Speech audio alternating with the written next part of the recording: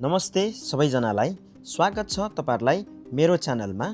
आज म तपाईहरुलाई लिएर आएको छु दुबईको निकै सुन्दर ठाउँ मरिना वाकको एउटा पहिलो भ्लग। यो मेरो पहिलो यस्तो सिनेमा स्टाइल भ्लग हो। आशा छ तपाईहरुलाई मन पर्नेछ। यो हेर्नुहोस्, बिहानको समय मेरो अपार्टमेन्टबाट देखिने दुबई मरिनाको सुन्दर दृश्य, समुद्र, भवनहरू र शान्त वातावरण। यहाँको भाइब नै छुट्टै छ। अब यही ठाउँको साँझको दृश्य दिनभरि उज्यालो थियो भने अब यो ठाउँ सुनौलो लाइटले झलमल्ल भएको छ। दुबई मरिना साँच्चीकै दिन र रात दुवै समयमा म्याजिकल लाग्छ। अब म बिल्डिङबाट बाहिर निस्किँदैछु। लिफ्टको बटन थिचे लिफ्ट आएर म ग्राउन्ड फ्लोरतर्फ जाँदैछु। साधारण यात्रा पनि यहाँ निकै स्मुथ र मोडर्न हुन्छ। अब म पुगेको छु जुमेरा लेक्स टावर JLT एरियामा। यहाँबाट दुवै ट्राम गुडिरहेको देख्न सकिन्छ। ट्राम सिधै सडकसँगै गुड्ने भएकाले यहाँको ट्रान्सपोर्ट सिस्टम निकै युनिक छ। र यहाँ ई स्कुटर पनि धेरै चल्छ।